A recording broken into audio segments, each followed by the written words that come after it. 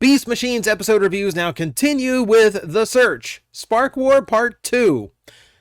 So, keep in mind, we are now 21 episodes into this series. We only have 5 episodes to go after this.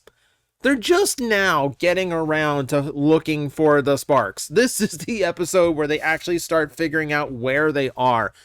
Keep in mind, if the cast was written smarter than they are, they would have figured out that the sparks all survived when they realized that Megatron had used their friends as the sparks of the generals, which I think they did kind of put together, but it was never really an emphasis until now. Which is kind of weird. It's just kind of weird that we're just now letting the dots be visibly connected in story. But the plot of the episode is basically, it is a search mission. So we have Optimus Primal, the great leader that is Optimus Primal, making the big mistake that every Dungeons & Dragons player knows you do not do. You do not do, because it always gets you in trouble. He splits the party. Keep in mind, we now have a brand new Viacon threat. They're a lot fiercer and a lot more dangerous than previous Viacons because the generals are actually competent and they don't have to be mind controlled. They are completely themselves. So, in that they decide that like splitting into groups of 2 or 3 is the best strategy here. So we have Rat Trap and Botanica who are sent to investigate the Citadel. Optimus Primal and Night Scream are going down into the depths in order to explore there.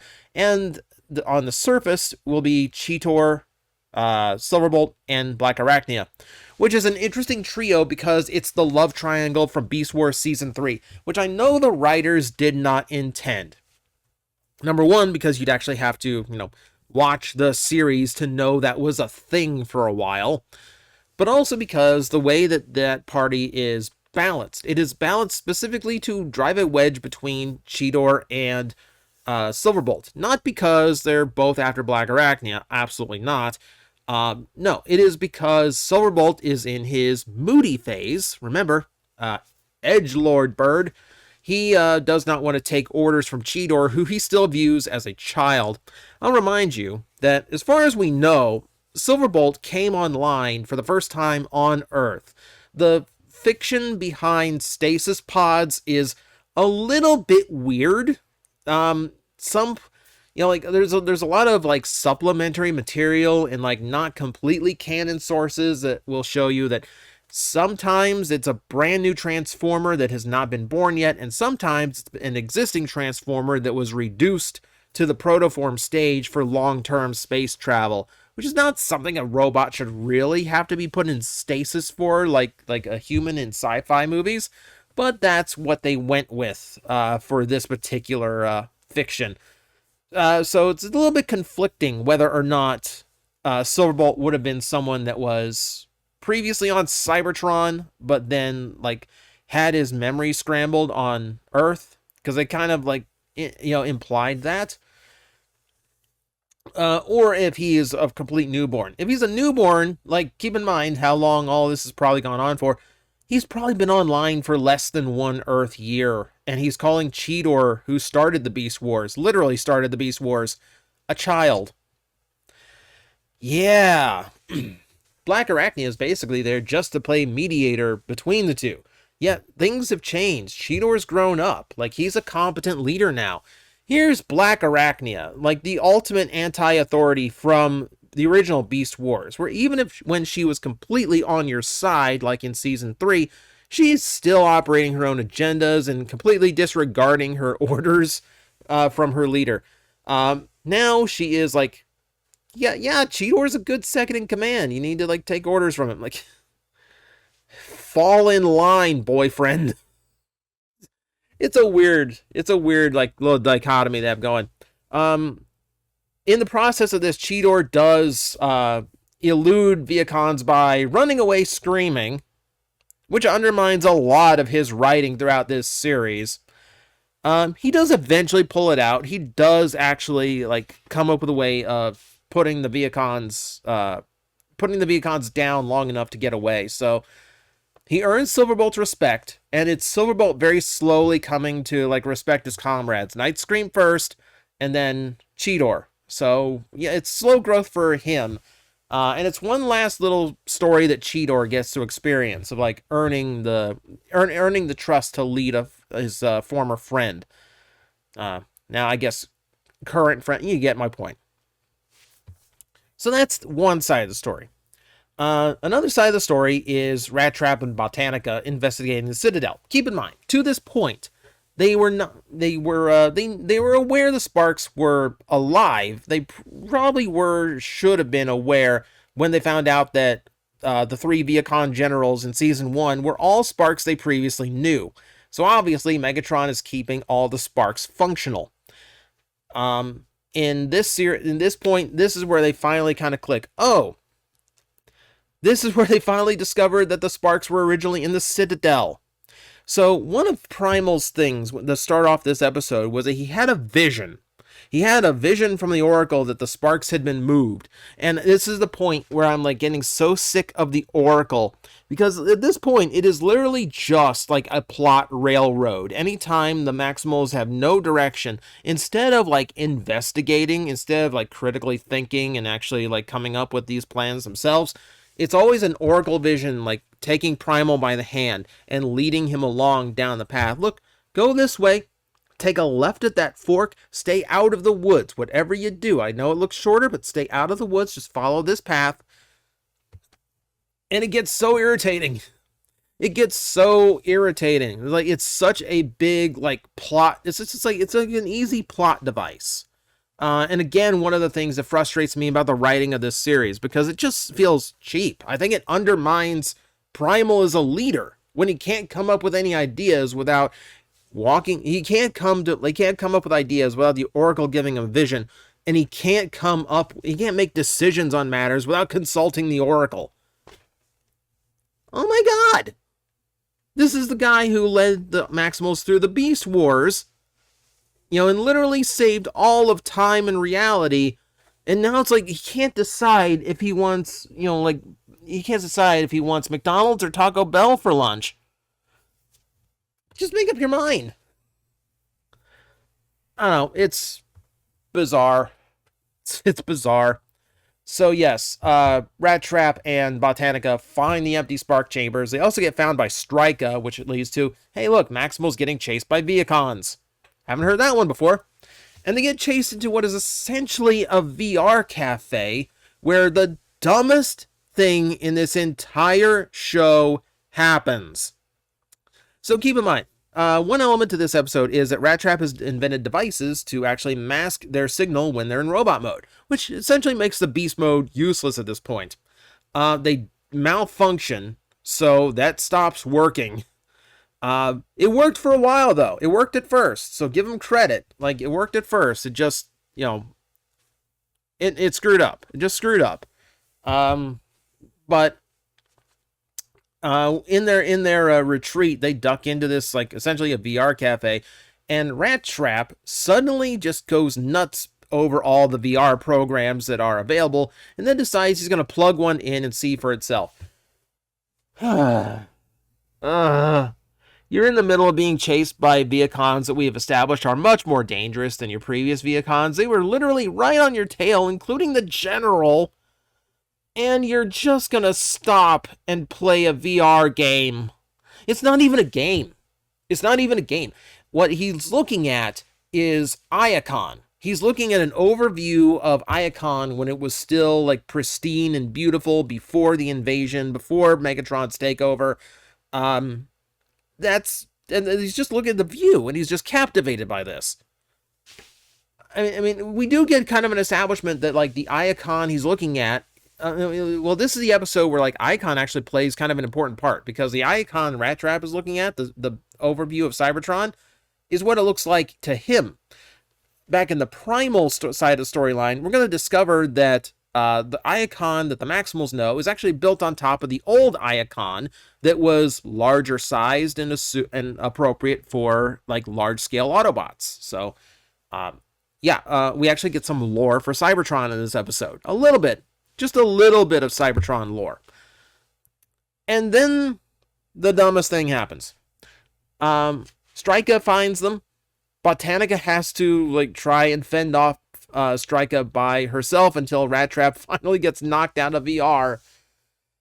And then, remind you, Strika is one of the greatest generals in Cybertronian history, according to the show. Winner of 1,000 wars. And Strika gets tricked by Rat Trap into standing on the VR plate and getting drawn in and hypnotized by the same program Rat Trap did. So by showing Strika pretty pictures, they beat one of the strongest generals in Cybertronian history.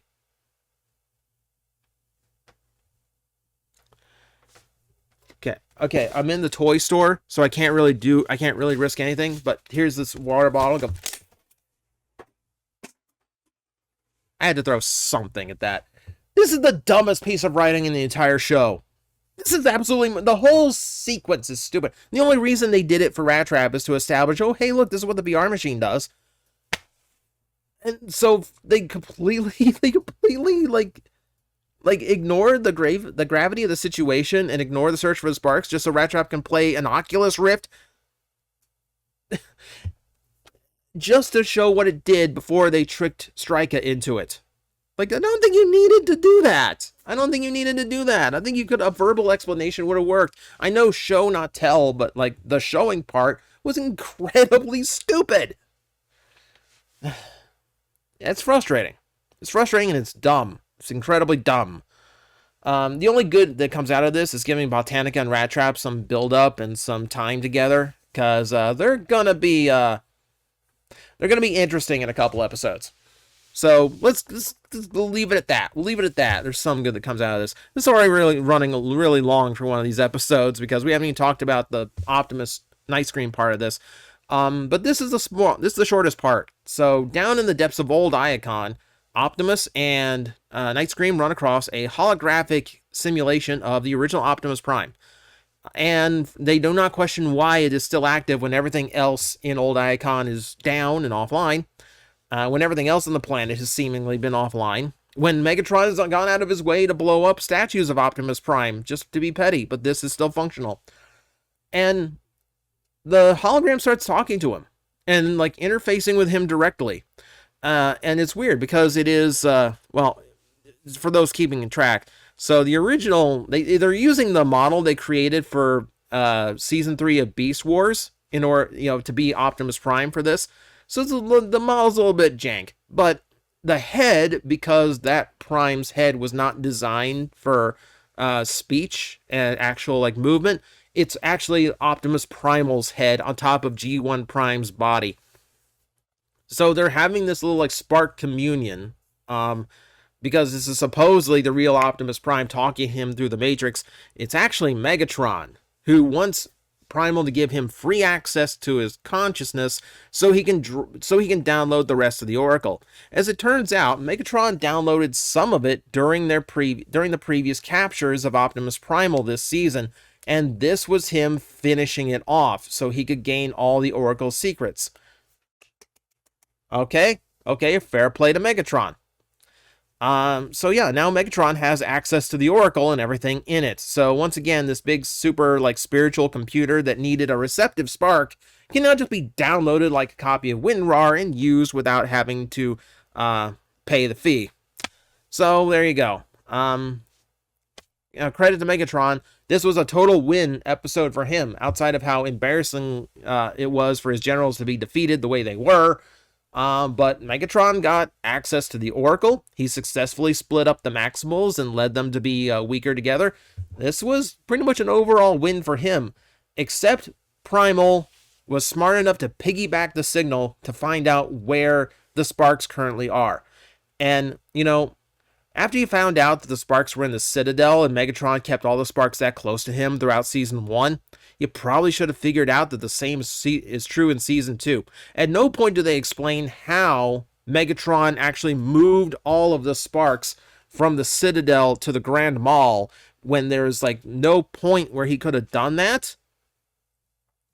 Maybe he did it during Season 1 before the big storm that that wiped everything out, including him. Maybe he parked the Grand Mall over the Citadel and just like hired a moving company to get all the sparks in. We don't know exactly when it happened. But yeah, at some point they all went into the Grand Mall. So the most blatantly obvious place is where the Maxwells didn't think of.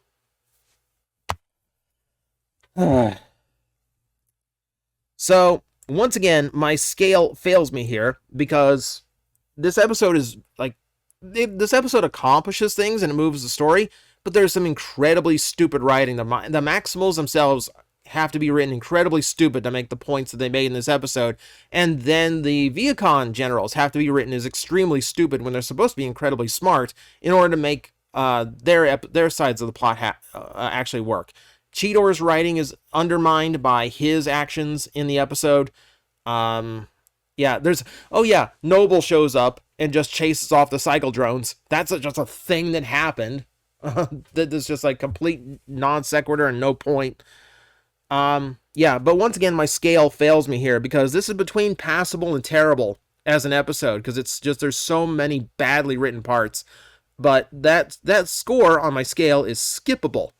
And the skippable is a level of quality, not like, everything in Beast Machines has to be seen in order to skip this whole story, but skippable in quality. Your life would be better for not watching the episode, but it's not like completely unsalvageable. That's where it lies. So thank you for joining me for a very long episode review. It's supposed to be short, but this episode had a lot of stupidity I had to get out of my system. And join me next time. We have more to do. As always, we're just a few left now. Yeah, I guess I'll give Bardic to Pain. Pain, my number one good best friend. You got this. You're just basically like Caboose at this point. Just like church. Oh God. That's all right. Let's keep this Pain train going. The Caboose is here. Son of a bitch. No. And yeah, this makes me Tucker. I'm quitting. Joust, take 2 psychic damage.